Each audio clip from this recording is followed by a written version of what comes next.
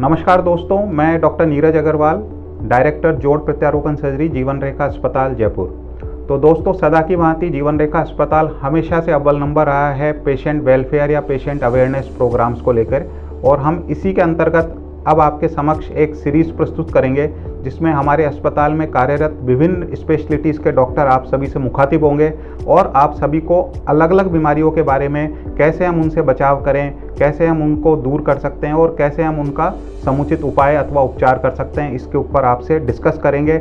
आपके हो सका तो प्रश्नों के जवाब भी देंगे। तो आज क्यों न इसी सीरीज़ के अंतर्गत और इसको रोचक बनाने के लिए आज मैं प्रथम बार आपसे मुखातिब हुआ हूँ और मैं आपको आज घुटनों के जोड़ के संबंध में कुछ चीज़ें आपसे डिस्कस करना चाहूँगा।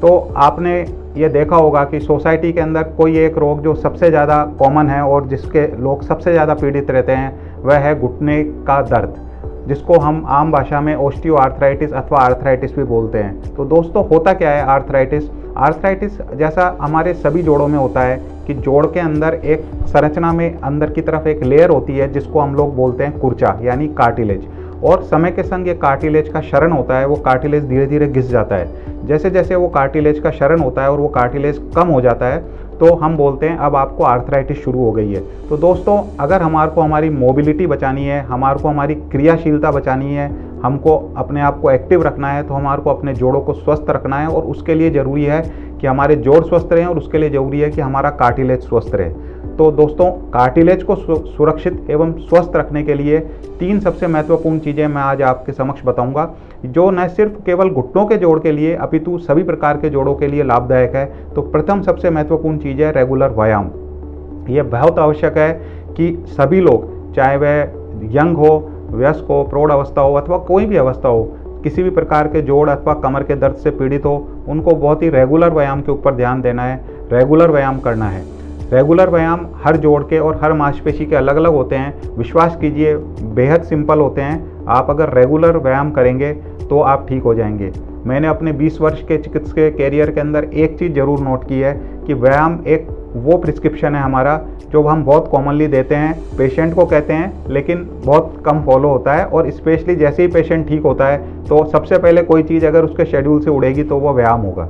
तो ज़रूरी है कि व्यायाम नियमित हो, ज़रूरी है कि व्यायाम लाइफ लॉन्ग हो। यानी अगर आपने कोई व्यायाम चालू किया है तो ये नहीं जैसे आप भोजन लाइफ लॉन्ग करेंगे उसी तरह से व्यायाम जिंदगी भर लेंगे। दूसरा महत्वपूर्ण चीज़ होती है डूज एंड डोंट्स। कई बार ऐसा होता है कि हम चाहे किसी भी प्रकार के जोड़ों की अवस्था से पीड़ित हो तो उसमें कुछ प्रकार की एक्टिविटीज़ है जो हमें करनी चाहिए और कुछ प्रकार की एक्टिविटीज़ है जो हमें नहीं करनी चाहिए। मसलन घुटनों का दर्द अगर आपको रहने लग गया है तो यह बेहद आवश्यक है कि आप ज़मीन पर बैठना, ज़मीन पर बैठ के खड़े होना, आपको बार बार ये काम करना ये निषेध है। ऐसा कोई भी एक्टिविटी जिसमें आप बहुत ज़्यादा जंपिंग, रनिंग अथवा कॉन्टैक्ट स्पोर्ट्स वाली एक्टिविटी कर रहे हैं, इसको आपको कम करना बेहद आवश्यक है। अगर आप इसको कम नहीं करेंगे तो आप अपने उस कार्टिलेज को लगातार ट्रॉमा पहुंचाएंगे जो ऑलरेडी क्षरण हो रहा है और ऑलरेडी कम हो रहा है। और तीसरी महत्वपूर्ण चीज़ है वह है ब्लड शुगर, वह है कि हम अपना वजन को नियंत्रित रखें। एक बात बहुत इम्पॉर्टेंट है कि अगर आपका वजन ज़्यादा हुआ, जिसको हम ओबेसिटी बोलते हैं, तो आप ये मान के चलिए कि न सिर्फ आपको घुटने अथवा कमर का दर्द अथवा आपके ब्लड शुगर का भी रोग भविष्य में आपको सताएगा, आपको ब्लड प्रेशर और अन्य बीमारियां भी हो सकती है। तो ब्लड शुगर, तो अपने वजन को नियंत्रित करना बेहद आवश्यक है। और विश्वास मानिए, जिन पेशेंट्स ने हमारा कहा माना और अपने वजन को नियंत्रित किया, उनके घुटनों के जोड़ में परमानेंट आराम हुआ। ये बात बहुत समझना आवश्यक है। तो आज दोस्तों, आज की सीरीज़ में इतना ही। ये 3 महत्वपूर्ण चीज़ों के ऊपर आप विशेष ध्यान दीजिए। अगली बार हम डिस्कस करेंगे कि वजन को नियंत्रित करने के लिए और व्यायाम के लिए किन किन चीज़ों की आवश्यकता है। धन्यवाद।